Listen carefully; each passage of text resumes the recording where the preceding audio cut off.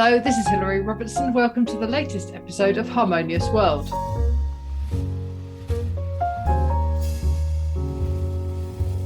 For this episode, I'm delighted to be joined by pianist, composer and educator Pete Malinverni. Pete's latest album is called On the Town. Pete Malinverni Plays Leonard Bernstein. The album reimagines 9 Bernstein favourites, as well as one Malinverni original, which is in tribute to Bernstein. And the idea was planted some 25 years ago when Pete met Bernstein. Pete talks about the various ensembles that he could have used for this, but he chose to use the pared down trio. There's a great quote from Malinverni that goes, "I always tell my students, they don't say silence is golden for nothing. So if you're going to disturb the silence, you better be playing something." I hope you enjoy listening to my conversation with Pete Malinverni. Welcome to Harmonious World, and I'm joined by Pete Malinverni, who is pianist, composer, educator, everything. So, hi, Pete. Hello, how are you today, Hilary? Great, thanks. It's really nice to see you. Thank you. I appreciate your time today. Right, now, I just want you to tell me all about how, first of all, tell the story of how you met Bernstein, because I've heard that story, but I want my listeners to hear it direct from you. Well, okay.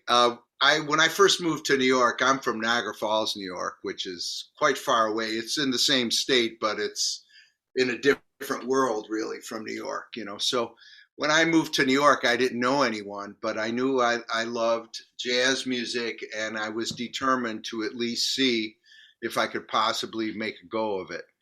At least then I would know, So at first, the gigs I was getting were mostly solo piano jobs in fancy restaurants. And one of the places I was playing was this beautiful spot in Long Island City, which is in Queens, right across the river from Manhattan. And the place was just a wall of windows to Midtown, there where the UN is, and you could see just all the buildings. It was really quite beautiful. And they had a wonderful piano, a Steinway Grand, and I was very happy playing this job. And one night they told me, okay, be ready tomorrow because we have some people coming in from the opera. And I said, oh, okay. So I grew up playing classical piano, but I was completely unfamiliar at the time with the opera. When I was in music school, I used to play a lot with a wonderful singer who sang in our big band, and we used to do small group stuff together. And she went on to become Renee Fleming. Oh, wow. Yeah.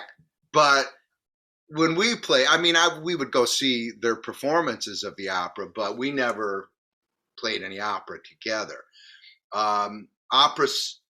To play an opera aria with a singer is a whole different ball game because there's a certain phrasing and a give and take that really you get good at by doing it a lot, right? Just like almost anything else, I guess. And so I did not have that skill set.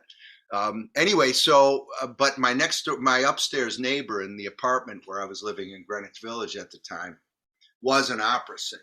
And so I went up the next morning and knocked on her door and I basically help, because I told her, I had to play this thing that night, not knowing what it was yet, just knowing that opera people were going to be there. So she gave me a book of arias and I brought them downstairs and I'm going through this stuff, and every now and then she'd call on the phone. That one's too fast.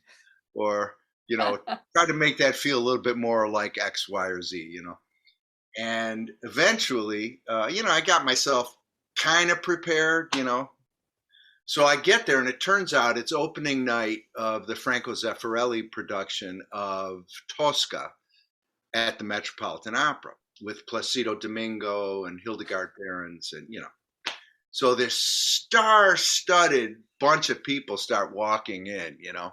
Yeah. And I wasn't feeling really, to be honest, that confident in my operatic chops, right? So what was I playing? I was playing Porgy and Bess, you know, because those songs I know. So I'm playing that stuff, you know, and in walks Leonard Bernstein. So I immediately started playing one of his songs. I think it was Lucky to Be Me. And he hears it, and he had taken this long cab ride over, or I'm sure limo ride from Manhattan. So he just wanted to quickly go powder his nose, right? So he says, I'll be right back. So he went in the men's room, and it happened that in the men's room at that time was a dear friend of mine. And, you know, etiquette sort of dictates that when you're in the men's room, you don't necessarily look at the guys on your right or left. You just don't do it. Right. Okay. And but Bernstein is whistling this song, and my buddy goes, "Oh, that's a nice song." And Bernstein says, "Thanks, I wrote it." So my buddy looks at him and sees, "Oh my God, it's Leonard Bernstein." So you know they kind of had a chat about me, and then Bernstein comes out and like, Malinverni, I know all about you. And he walks across the floor, comes up on the stage, grabs me and gives me a big kiss right on the cheek, you know, and hung out with me like all night, you know, like Wow. he would go get a drink or shoot the breeze with somebody, whatever, but he would keep coming back and hanging out. And his songwriting partners on Wonderful Town, and what's the other one? I'm forgetting now. With New York, New York. Oh, yeah. Oh gosh, it'll come to me anyway. So your listeners right now are going, they're hollering it at the Yeah, absolutely. And I right? will be when I'm editing it back. I'll be like, no, it's this. Good. Anyway, so he brings them over and introduces me to them, you know, and he was such a lovely guy, you know. Like I grew up listening to LP recordings of his young people concerts and some of the Norton series of lectures he gave at Harvard. So I knew, plus my uncle was a clarinetist and he played in the Boston Symphony Orchestra and also the Boston Pops up in Tanglewood. So we used to watch the Pops concerts and whenever Boston Symphony was on TV. And so I saw Bernstein there, and my uncle always said what a great guy he was. And one had the impression that he was of outrageously curious intellect. You know, he had a purposefully open mind and was passionate about music. You know, so that's kind of what I always knew him to be. And then to find out in person that, yes, times 10, you know, he was just, it was such a powerful moment for me. Incidentally, it wasn't too long before someone came over to me and says, Mr. Domingo would love you to play some Italian opera. So I'm like, oh, okay. So I opened the book, you know, and I'm playing. And Zeffirelli came over and said, "Oh, you love the opera." And I'm like, well, I'm trying, you know. Anyway, so after that experience, and, you know, you meet a lot of people in New York, right? I mean, and great musicians. I mean, you can't swing a dead cat over your head without hitting a great musician in New York, right? I mean, that's the way it is. But that night, boy, that really, it was like a 5-hour gig. Maybe I took one break, you know, which is, yeah. Right. Anyway, so that just kind of sat with me for a while. And then maybe a couple years later, I was playing at a club down in Soho, New York Soho, not your Soho. Yeah. And a fellow who was the bartender at this place, we were friendly. He was a writer, a real nice guy. And his wife had been Bernstein's personal chef. And Bernstein had given her a sheaf of lined music paper. Right. And so she gave it to her husband, and they talked and said, let's give it to Pete, right? So I had this sheaf like this. of line, Blank, you mean? But line, blank. right, but blank, right? Which, I wish there would had been some notes written on there, but anyway, I hung on to that music paper for many years. And then at his centennial year, a couple years ago, I was curating the jazz program at the Performing Arts Center at State University of New York at Purchase, where I chaired the jazz program, the jazz studies program. And we decided to program something where I wrote 4-horn arrangements plus a rhythm section to feature my friend Joe Lovano, great tenor saxophone. Oh, yeah. And so for that, I got, I don't know if I'm going to be able to put my hand on it here, but it doesn't matter, a book of Leonard Bernstein's songs. And, went through them. I knew a bunch of them, but really went through them studiously. Because the thing I found out was Leonard Bernstein's melodies would appear quite, let's say, simple. They're easily sung. Once you hear one of his melodies, you know the song. But harmonies and the forms and all that stuff kind of roiling under the melody really kind of showed how he was able to write lovely melodies, but with real depth going on. And there are instances upon instances of this in his music. And so I really got into it and wrote the arrangements. Well, it was kind of a one-off concert because honestly, it's hard to get work for an 8-piece group. That's expensive. Yeah. So, but I play a lot of piano trio stuff. And having done all that work, I started to incorporate those songs into my trio sets. And it was last year I said, okay, it's time to make another trio recording because I've made several trio recordings, but interspersed have been other things. I've made, my most recent recording was a piano violin duo where we play tangos and all this different kind of stuff. In fact, we put it out during COVID and we called it Love in the Time of Cholera. Oh, after yeah, the great book by Garcia Marquez. And my recordings have always been I've always felt like there had to be some organizing principle. I made one called Invisible Cities, which was inspired by that book by Italo Calvino, one of my favorite authors.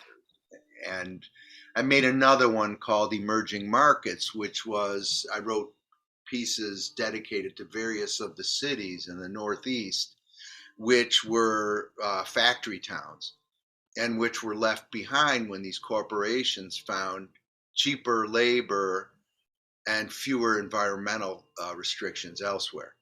Right. So I made that record. So they've always kind of had these little themes going on. So I said, I'm going to make a record of Leonard Bernstein's music, And so I set to work on it. And I used that old sheaf of music paper to write my arrangements, It just felt like ordained somehow, And so the bassist I used was a guy I play with a lot, Ugana Okegwo, who's a wonderful bassist. And for drums, I had made my first trio record way back when, featured the great drummer Mel Lewis. And Mel was a mentor of a man named Jeff Hamilton, who lives out west, who's a great, great, great, great jazz drummer. And we had communicated. In fact, Jeff bought the first copy of that earlier record. And we stayed in contact because Mel Lewis was best known for his work with big bands. Right. He was great in the small group format. And so Jeff and I stayed in contact, and I said, I'm going to call Jeff. And I scheduled a recording for the same studio where I had made that first record called Rudy Van Gelder's Studios. Rudy has since passed, but his assistant all those years is the engineer now. And so what I did was I flew Jeff in from LA, and we did a couple of rehearsals, and then we did 3 or 4 gigs leading up to the date. We had about a 5-day stretch. The last day would be the recording date. And I I have to tell you, and your musician listeners will know what I mean when I say this is the first recording I've made that I can recall actually being able to listen to, because Wow. it's real hard to listen to yourself play. You know, it's, you're super judgmental. You know maybe what you were trying to do, and and so you see what actually happened almost as a disappointment, when it's perfectly fine. Mm. But this one I like listening to because there was real interplay going on in the studio. Gunna and I are like brothers by now as far as playing with this sort of extrasensory understanding. But with Jeff, it was unreal. You look at him and he looks like a guy sitting behind a drum set. But when you play with him, it's as though he's got an orchestra there of some sort. And it's not like this flowery, spacey kind of thing. It's down, it's funky, it's really rhythmically swinging at all times. But where he puts that on the instrument is always surprising. It's such a kick to play with him. So that's what I listen to when I listen to the record. Wow. I mean, thank you for all of that. Sorry, I went on a little bit there. No, it's great. It's great. Honestly, this is such a great album. And I like big sounds. I interviewed Maria Schneider when her album came, I love that. I mean, that the intricacy and every time you listen to it, you hear something different and all of that. And so this is very different, but it's still got that intricacy of things that you go, well, wait, did I just miss that last time? Honestly, like little, I don't know. It's very sweet of you to say. No, I mean it. Melodic and harmonic things that are that hark back to Bernstein, but they're you. Well, that's the goal.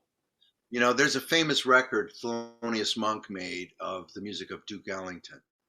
And that's sort of been a pole star for me because, right. I mean, they're Ellington songs. You recognize them right away.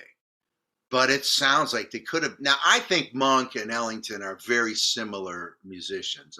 There's just so much to me that says they are the same. But maybe most people wouldn't think so. But that record sounds very much like it's a Thelonious Monk record, And so that was kind of my goal here, to respect what Bernstein wrote, not to step on it, but to maybe just try for different angles, Yeah. And there was, like I said, about the harmonic stuff going on underneath his compositions.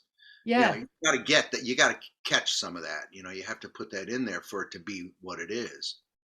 But then I found it like kind of crystallizing in my brain, about like different threads maybe to take, Yeah. Yeah. And that's what comes across. Thank you. And it takes a number of listens. And also I listened to it at different times in different circumstances. So I had that playing when I was cooking stuff at Christmas. Nice. Where it's just kind of washing over me as opposed to me sitting here listening. Mm-hmm. And I think that's the essence of great music, is when you can really listen to it and get stuff from it, but also when it can just be that enveloping you, Well, yeah, I think, I spent time when I was younger. I'm an artist, yeah, But I've also played in a lot of religious settings. I grew up playing in church as a kid. I was minister of music at a Black Baptist church in Brooklyn for like 18 years. And I play in a Reformed Jewish temple in near here. So I played in a lot of those kinds of settings. And I find that really assiduous preparation on my part of considering myself as a pianist, as a musician, arranger, whatever you want to say, preparing that as instrument, and then being open to the moment, and you kind of have to receive the music and just be a vessel. And I even do that like with my, so that people can feel on a lot of different levels. And I do that when I'm writing arrangements. Like I'll have the song in my head, make sure I know whatever the piece is, and then I'll go take a run, because I run every day, and I'll just kind of listen to it in my head and let it tell me how it should feel, what might happen, and then I come home and write it down. But going back to what I said about playing all those solo piano gigs, trust me, the people are, eating, they're doing whatever they're doing in those settings. And you can't expect them all to be like, listening, because it's not going to happen. But they're there. They know you're there.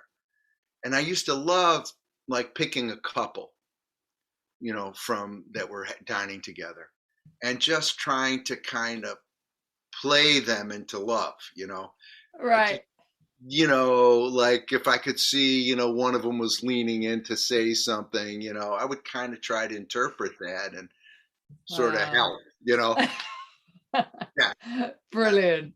Yeah. It's, what are we here for? Jeez. Oh, absolutely. Absolutely. And then, you let everyone else decide, how artistically successful something was, Remember, I asked Aaron Copland once a question related to aesthetics, and he said, well, I'll let the writers worry about that, and it's really kind of true. You have to, of course, it takes a long time. I sound like I've known this all along, but I haven't. It takes a long time to get to the point where, you just have to trust your gift. And it is a gift. It's not me. This is a gift. And, if somebody gives you a gift that you really love, I believe you should use it, no matter how expensive or fine it is, you should use it, and take joy from it, and maybe others take joy from it. So I really appreciate hearing that you could, listen to it while you were cooking and all that. But some of my best listening is in the kitchen. Yeah.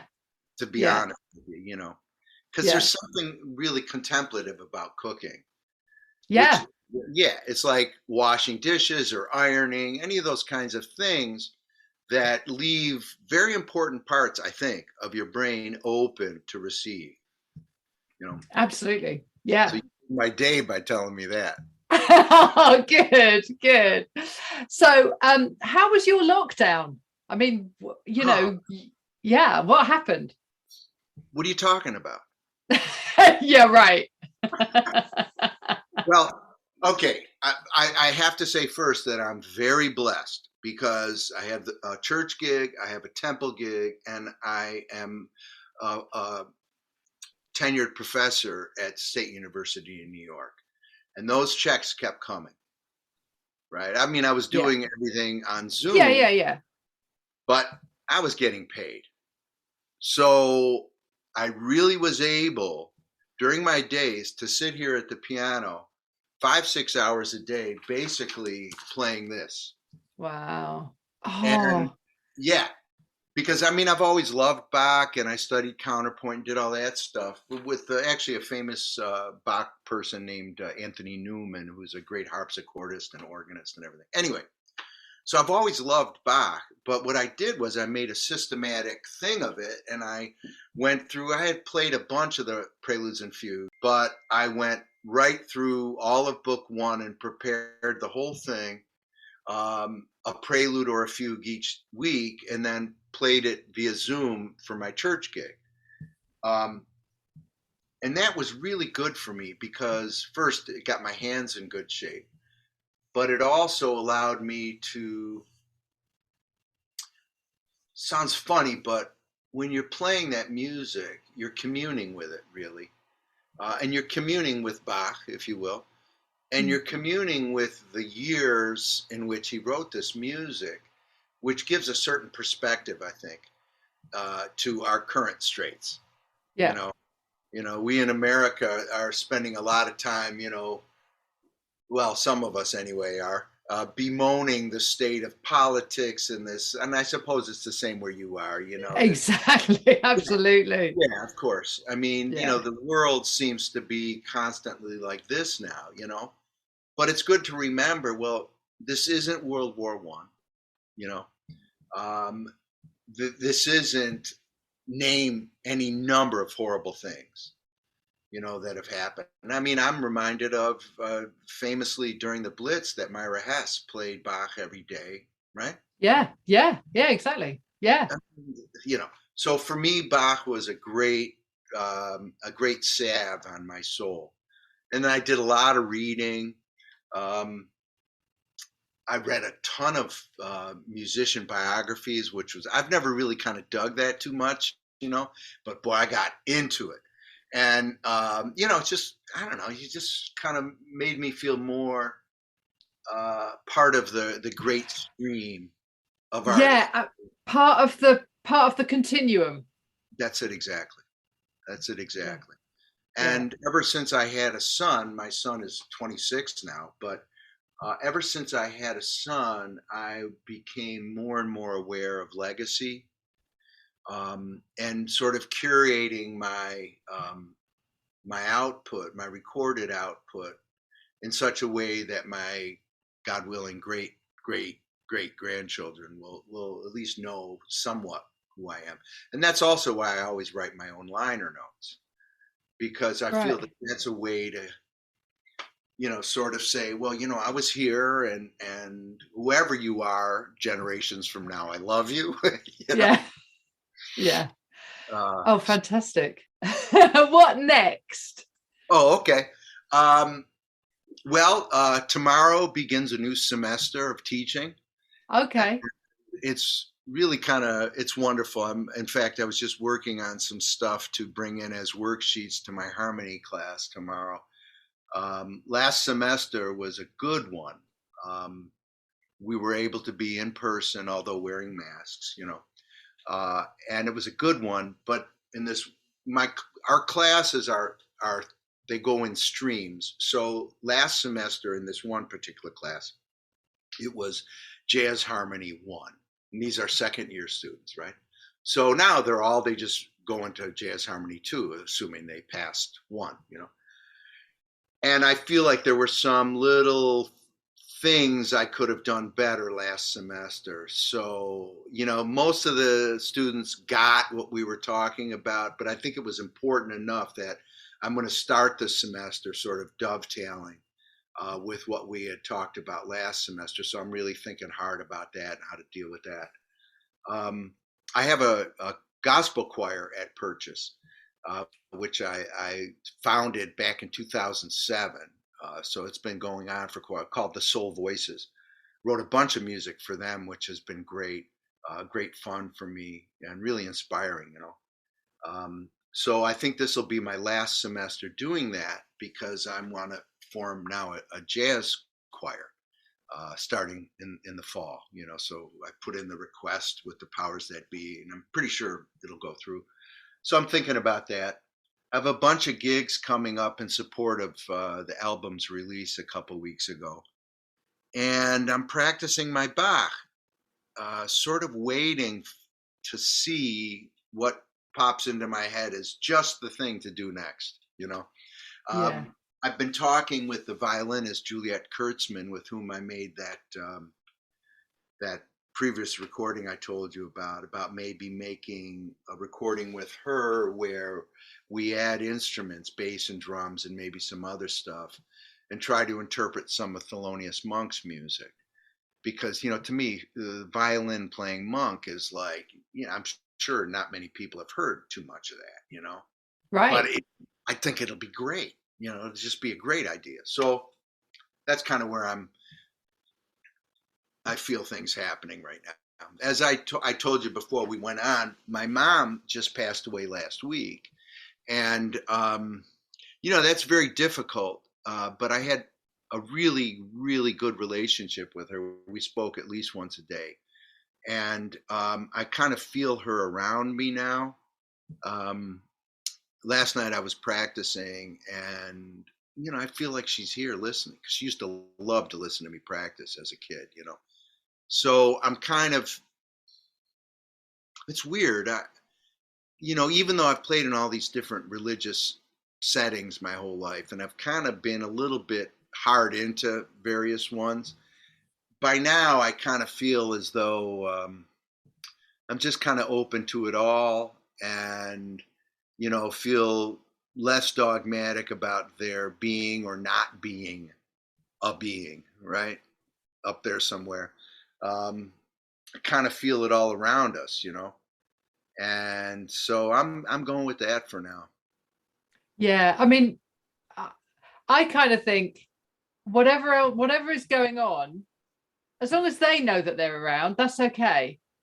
Do you know Yeah. what I mean? Me believing in them or not, it's not going to make any difference. And I mean, I love every morning I take my dog out and we walk in the fields, and that's when you know that there's something bigger. Every plant that the farmer plants is different to the next one, and every tree is different. It's got its own shape and its own characteristics, and every dog is different, every person is different. We're all here, and I think all we can do is just kind of be kind to each other and to the planet that we live on. Amen. I agree with you 100%. That was the other thing too during COVID. I would go out and take these runs, and I told you before, I have two places, an apartment in New York and then this place up here in the woods where I am.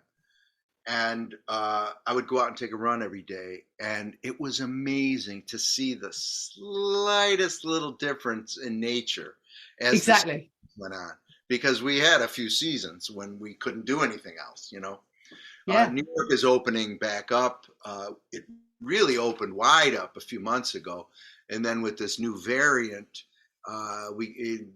they kind of pumped the brakes a little, as you will, and but I feel like it's getting ready to open wide up again, and I have so enjoyed getting back on the bandstand on stage with my colleagues and with the audience there. You could tell how bad they missed it. Like the audience are like little baby birds with their mouths wide open. And so I'm to address that, and to tell them we are so glad to have you back. This is for you. And they seem to be leaning in more now than ever. So, I think we all, as musicians and as audiences, we're all, we're so much more aware of the connection between us. Yes. Because you don't get that on Zoom. You don't get that on, Facebook Live or whatever. Right. You get something, but it's better than nothing, but it's better than nothing, but it's not that. Yeah. It's that. What's your instrument? Saxophone. I'm a Barry sax player. Great. Yeah. Well, I love it. We've got to play together then next time I come to London. Excellent. Brilliant. We'll do that. I think I may be doing that sometime in the next few months. I got a call about perhaps doing some stuff over there, so I'll make sure. Yeah. Brilliant. I mean, the best gig I ever, I don't know, every time I try and think of the best gig, it changes, but I once saw Jerry Mulligan, and I was in the front row. Beautiful. And so like there was big speakers, great, but I could hear his sound coming out of the bell of that baritone sax, like right to me. It was just beautiful. And you could hear the air around the sound too, right? Right. And his breathing, you could hear that connection was incredible. It really was. What did you learn? You must have learned something specific, right? Because do you know what? Yeah. Do you know what I learned was that? I mean, I've always believed that every saxophone and every saxophone player makes a different sound. Yeah. And you have to put yourself into the saxophone to get that sound out. Wow. Yeah. It blew me away, honestly. Wow. That's great. Yeah. great. I always, you know what I like to listen to with horn players is how they end their phrases. You know, like Yeah. what happens to that last note? You know, and that's really kind of one of the things I spend a lot of my time talking with students about is, you know, you play this great phrase and then you end it with, excuse me, Yeah. you know, play through the Yeah. phrase. Yeah. And also the thing I like is when you're swapping between people and the pianist picks up on something that you've just played and takes it on. Wonderful. It's amazing, isn't it? Well, yeah, and that takes me right back to Jeff Hamilton, the drummer on this record. I mean, man, he's so good with that. And we were doing it back and forth, you know, where you can tell from listening to it that he heard what I just did, or that I heard. Absolutely. Yeah. But it's not like we don't have to say, play it back. Because, No. I mean, you know, that's what kids do to get each other mad, you know, like, you know, your sister will say something and you'll say it right back. And they're like, Yeah. come on, stop it. But that's not conversation. No. Conversation is when, like what we're doing here, you know, you say something, I say something, and it's all related to what just was said. Exactly.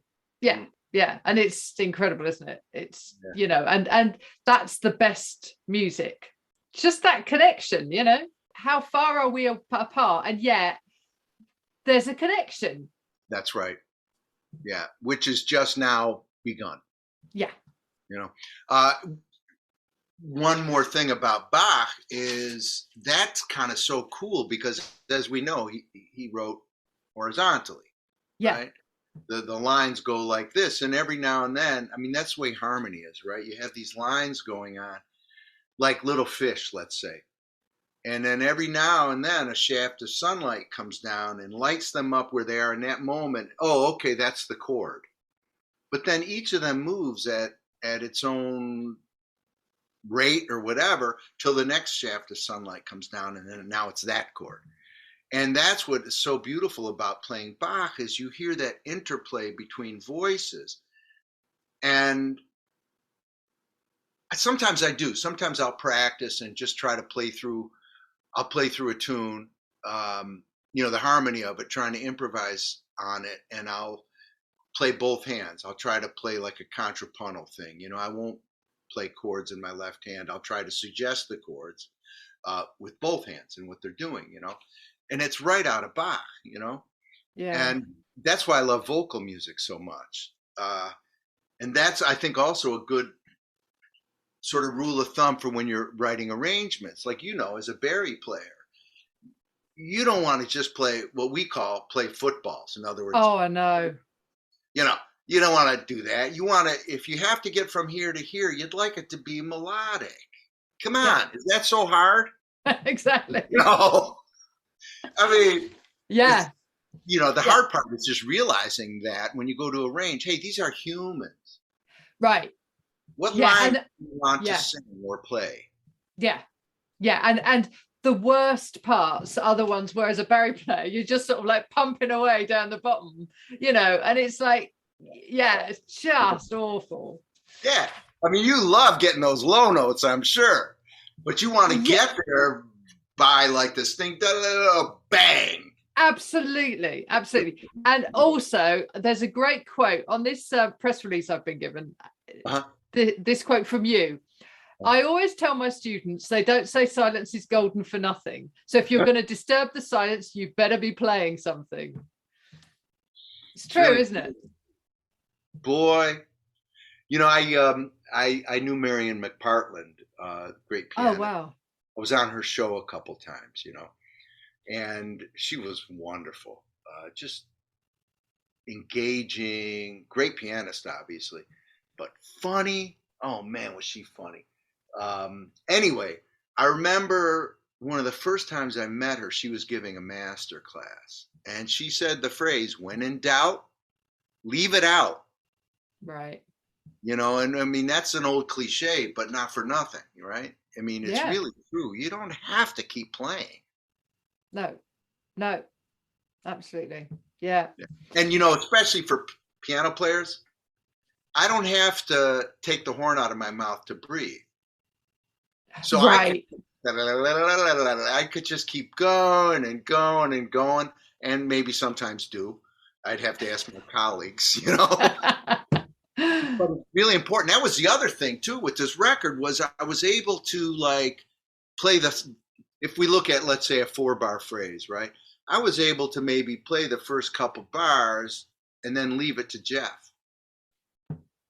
And he would finish the phrase, man. It was so much fun because that's the way I like to play with drummers. I've played with a lot of great drummers. It's my favorite, And if I have a duo gig, I'd much rather play it with drums than with bass, honestly. Which, I love bass players too, but I have low notes. Yeah. Yeah. I want to, I really like hearing that rhythmic thing. So I always kind of listen for that, and I always try to leave space for the drummer. First, because I really love not playing a lot. I love also hearing what they'll do with what I just gave them. But it's also, I think, important for harmony, if you will, on the bandstand. And it's another thing I tell my students. They're sitting in front of a thing that can make a lot of noise, and they have sticks. Yeah. Yeah, you ignore them, don't worry about it. They're going to be heard. Yeah. So don't ignore. That has a lot of beautiful possibilities. See what can happen, Yeah. Because that's a big mistake, man, when people ignore the drummer.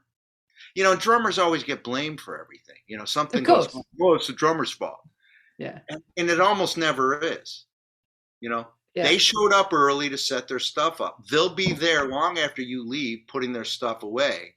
And they probably have oil stains on the bottom of their pants from the bass drum pedal.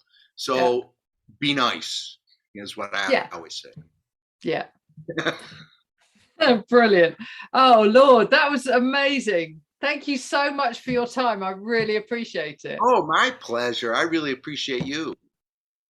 That was the wonderful Pete Malinverni, and I hope you enjoyed listening to our conversation.